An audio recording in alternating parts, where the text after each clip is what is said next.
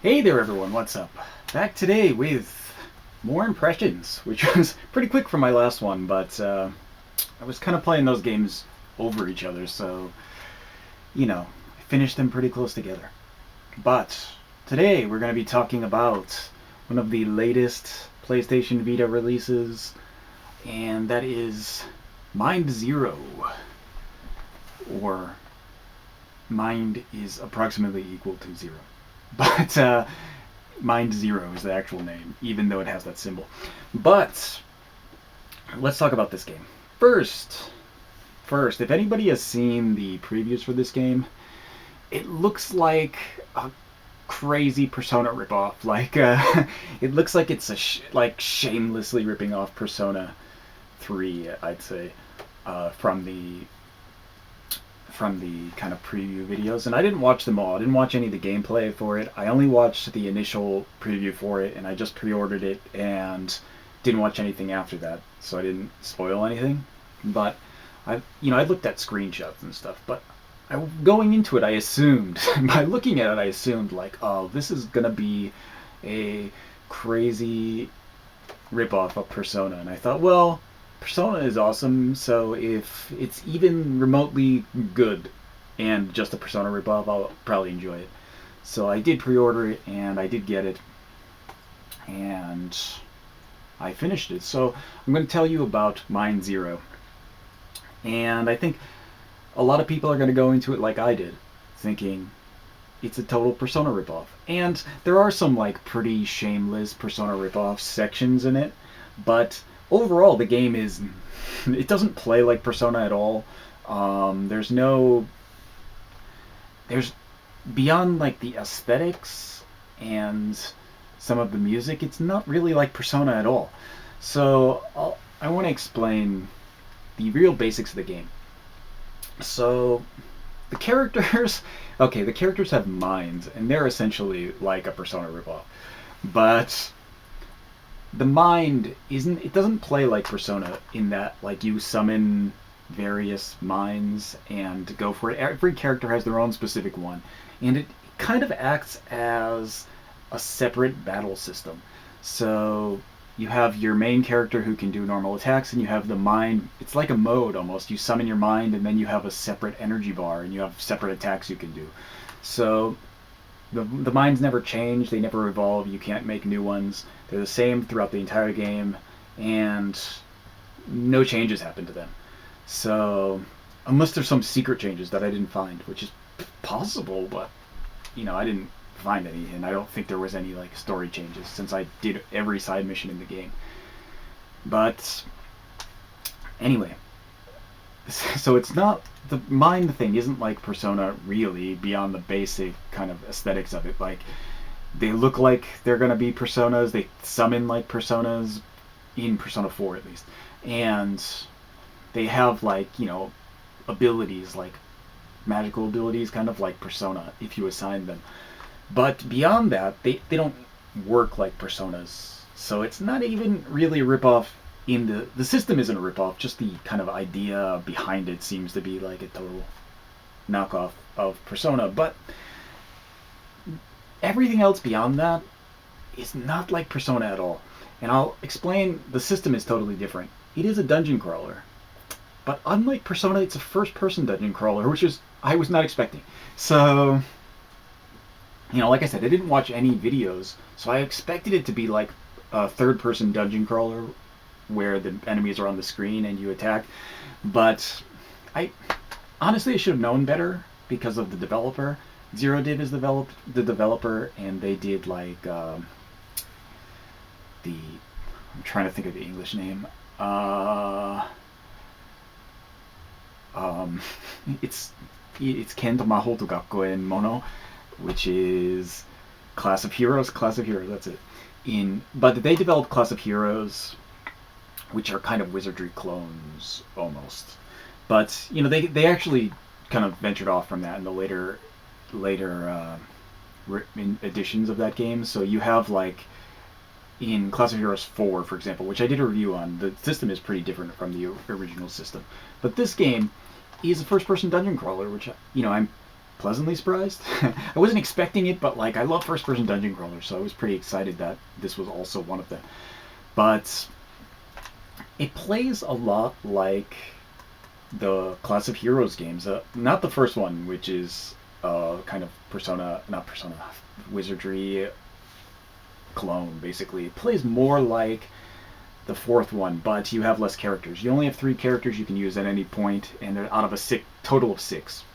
And the game does an alright job of letting you use them. And I'll explain that. The system is first-person dungeon crawler, but I'll get back to the character thing afterwards. But you're a first-person dungeon crawler, and you have kind of maps, so you can move around the map and go to the dungeon. It's not like it's literally like a flat screen with icons on it. So if you've played like Persona 3 Portable, it's similar to kind of how things are on the map, and you kind of just select the area you're going to. Is that Persona 3 Portable? I don't remember. But it is like that. So, but you will find that on the map there's sometimes character icons, so you'll have like conversations with characters, and it's not like, again, it's not like Persona in that you're not like building a kind of bonds with these characters to get special items. It's a lot more like Tales of, where you have character skits. So the characters that you'll go to the character thing, and sometimes they'll be talking to another character and you're just listening, and sometimes you're interacting with them, but it's always just like a little skit like they do in Tales of. So the characters will come out on the screen and they'll have their little thing, and then it's done. There's no selections. You're not making any conversational choices. You're not doing any type of like bond building. But though essentially by doing those things you are kind of doing like a slight bond building. There's no parameters for it. But if you do all of the characters' conversational route, you will get like their special attack, which is like a super strong attack that they'll get after you complete their kind of skits, I guess, which is basically what it is. That part of the game has reminded me so much of how Tales of skits work. So the game itself comes together as this kind of like hybrid between Persona and Class of Heroes and Tales of, which is kind of a weird combination, because the battle system, of course, it's a first-person battle system, except when you attack, the character model will run out and attack. So people who hate first-person might not hate that so much. I don't really care, actually. If I could have turned it off, I didn't check, but if I had like got annoyed with it, I probably would have just turned it off and made it a standard first-person dungeon crawler. But it wasn't. None of them are really intrusive, so it's kind of quick and you can just blow through that. But okay, so let's talk about the characters, which I wanted to talk about. The characters aren't like they're not incredibly deep, but they're not so shallow. So some of them are kind of like these start out as these kind of goofy like anime cliches, and I thought like, oh man, it's gonna be one of these, and it didn't end up being that way, because when you talk about the way that the characters kind of developed, and they did develop through those skits, which is something I appreciate. Like you'd go through the conversations and you'd get like a little bit of like, I don't know, a little bit more about their personality, so you could kind of get a feel for what kind of character they are, which was nice. It wasn't like, it was nowhere near as in-depth as a Persona game, and probably not long enough to be even as in-depth as Tales is, but it's around that level where like you kind of get to know the characters and you'll start to figure out a little bit more about them. Some of them never get really good, but some of them are pretty enjoyable characters. So it's a nice little it's a nice little addition, because it adds a bit more story and a bit more characterization to like what is generally not heavy on story and characterization, like first-person dungeon crawlers, I mean. So it's pretty okay. Let's talk about the weapon system. There's like no weapons in the game. You're stuck with your initial weapon throughout the entire game. You can't upgrade it. You can't change it. It's given to you as part of like getting your mind in the beginning of the game. So you never upgrade weapons. The only thing you can upgrade is your kind of armor, or accessories it's called in this game, but it's mostly like armor and kind of gloves and boots and things. But there's also shields, which have various effects. They don't usually just a shield by itself usually doesn't give you any kind of protection. It just gives you a I don't know if it's their shield. The icon kind of looks like a shield, but it could be just like some random accessory. But they usually give you some kind of bonus to an ability or a stat, which is helpful. I mean, you have to use them. But the main part of the thing is that none of the characters are, when you have them, are really specialized. And that's not exactly true. Some of them are like have a naturally stronger magic stat, so you'd want to put magic skills on them, and some of them have a naturally higher like defense or naturally higher offense. But generally, you can give any ability to any character. So if you just find a character you like and you just want to use them, go ahead. It's not really gonna affect you incredibly on how you use them. So I mean, obviously, if you have two characters you like and one is better at magic, you should make that one a magic user. But even if you didn't, it probably wouldn't matter because let me talk about the difficulty. Now, I played on normal. I play everything on normal unless I know that it's going to be, or sometimes you don't have the option to not play on normal. In this game, you can play on a harder difficulty, but I played on normal because I didn't, it's the first time I've played the game, so I don't have any, like, real idea of the difficulty level. And on normal, I thought the difficulty level is pretty good. There are some kind of the same way Class of Heroes is, if you've played, where the levels tend to be easier than the bosses. So like you'll get through levels and you'll feel like, well, I'm just destroying these enemies in a level. And then you'll get to the boss and you'll be like, damn, I still have to go up some levels because there's no way I can't even like take one hit from the boss without dying immediately. So you think like, oh, that it's a little bit unbalanced in that way, and that you think you're definitely strong enough to fight a boss, and then you kind of show up and get slaughtered. So and that didn't happen all the time. It wasn't like that for all the bosses. And then mostly at the beginning that was true, and then like as you got into the game more and figured out like kind of strategies that you couldn't do before. So like it's possible that the game just starts out difficult because you don't have a lot of options. But once you get more options, you can start putting buffs and debuffs, and you can start using like stronger skills to attack the enemies. It becomes easier.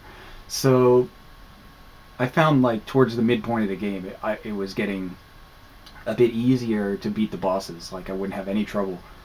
And by the time I got to the end boss, it was almost too easy, to the point where I thought like, you beat the first part, and I thought like, well, that was way too easy. There's got to be a second phase, and of course, like there is. But the second phase you go through, and I beat it, and I thought like, well, that was too easy too. So there must be a third stage. We couldn't possibly end that easily. This battle wasn't even as hard as some of the earlier ones, and no, it kind of ended that way. So I thought, well, maybe I over leveled, but I don't think I did, which is, I didn't like max my levels or anything. I beat the game around level 60, which is, about 2/3 of the way to max. So it's not, I don't know, there's a few balancing issues that, maybe could be worked on. But other than that, it was pretty spot on for most of the game, where I liked those parts where I'd show up to the boss and get destroyed. I thought like, oh, well, now I have to really think about how I fight this, or I had to make strategies to get through it. And that was, that's the kind of thing I like about first-person dungeon crawlers, especially because they're usually based around building strategies to beat bosses, which is something I enjoy. So, yeah, continuing on. Oh yeah, there are side quests in the game. There are 51 side quests in the game. There's a list, so you know how many there are. I didn't count them. There's actually a list. And a lot of those side quests are things just like doing the conversation chats with the party members. And then you have like kind of search quests from the various shops. So sometimes the convenience store guys will give you quests, like deliver this item to this place, which is, a simple quest. And you'll have like, the accessory shop lady, I don't know, I think, looking at it and the way she talks, I think she's supposed to be like a cross-dresser or like a, like transgendered in some way, but I have no idea. Maybe it's just like a husky-sounding woman who looks kind of manly. I don't know, but that character will give you kind of search quests for jewels in the dungeons, and there's another card shop that you get skills from that will give you quests for various items. So that is the vast majority of the side quests, those types of quests. And most of them aren't so difficult. Some of them are really just like go to from this place on the map to this place on the map and talk to this person, and you finish the quest. And some of them like involve dungeon crawling into weird parts of the dungeon that you wouldn't have to go through for the story. So, it varies. And, that's pretty nice. It's a nice kind of touch to the game where like it's not just about the dungeon crawling, and a lot of the times those dungeon crawling quests you can do at the same time as you're doing the story quests, so it makes sense to be doing them instead of like I'm supposed to be saving this person, but instead I'm going to go backwards to these other dungeons and start searching for items for the shop lady instead of hunting for my friends or whatever. And that. So, at least they're kind of logical in that sense. But, yeah, I'm trying to think of anything else for this. Yeah. The music for the game is alright. It's not great. It's not bad. There's some parts, if you play this, when you go to the shops, you'll be like, this is so shamelessly a Persona ripoff, the music is, that you'll be, like, amazed that they're, like, even attempting it. Because it's like, my god, so Persona ripoff the music is. And not all of it though. Not the dungeon music or anything like that. It's pretty normal, except those like the map songs especially are like especially egregious ripoffs of Persona music. And then oh yeah, I didn't talk about the dungeons. And the dungeons themselves, they're well designed. I think Class of Heroes Zero Div makes pretty good dungeon designs. Not in the original Class of Heroes, those were kind of hackneyed, but later on they got better, and these ones kind of show that evolution of their skills, I guess. But the designs of the dungeons, the looks of them, sometimes are really nice. Some of them look really great. There's this kind of like nighttime kind of, I don't know how to explain it. There's lots of lanterns and things and little stalls. The dungeon looks like this, and it's really nice. It looks great. And there's like a kind of storybook dungeon where like the walls are built out of story, like kind of picture books and like fairy tale books. It looks really nice. And then sometimes you'll come across like dungeons that they reused. Not like reused, but they used them, not from other games I mean, but they used them more than once in the game. And they're so bland. Like the blandest dungeons I've ever seen. Like Wizardry on Apple II bland. Literally the walls are just like this kind of pale blue only. It's like it's like they didn't try at all. Like they forgot to put texture on the wall. It's just like almost just white. And there's two full dungeons that are like that. So it's kind of like, every once in a while there'll be things on the wall, but other than that, it's just like plain white walls. And you're thinking that these are the lazy dungeons. And I know they're supposed to be like in a school kind of, but like there's so many other options they could have gone with beyond like never-ending hospital hallway. So that was in the middle of the game. I thought this is the most disappointing dungeon I've ever played in a first-person dungeon crawler. And I mean aesthetically only. The design of the dungeon itself is good, but so there's a kind of a range. Well, some of them really look nice, where I thought like this is one of the best looking dungeons I've seen in a first-person dungeon crawler, and then you get to that one and it's like this one is terrible. So it's kind of hit or miss with that. But yeah, this game, I don't really have much more to say about it. Overall, it was good. I wasn't what I was expecting, but it still was something that was good. And the only real like huge complaint I have about it is the ending is god awful. And not god awful because like it's a bad ending. It's a bad ending because it's the kind of thing that leaves you with nothing answered.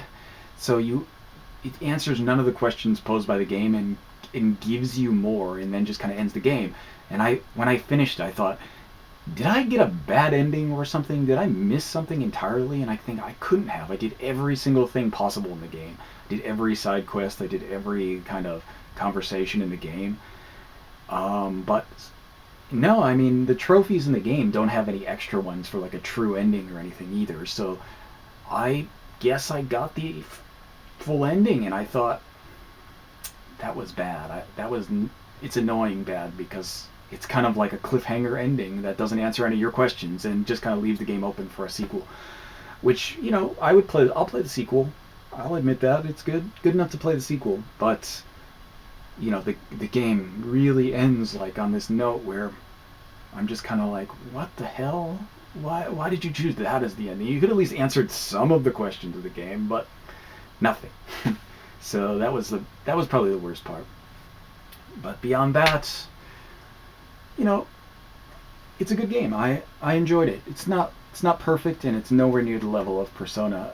But again, I'm only comparing it because of the obvious like kind of rip-offs from the art style and the kind of concept of the mines. Otherwise, it's a first-person dungeon crawler, and I wouldn't even compare those. As a first-person dungeon crawler, though, it's a good one. It's exciting. It's fun to play. Well designed, and looking forward to the sequel. So yeah, that's about it. So I guess I will catch you guys next time.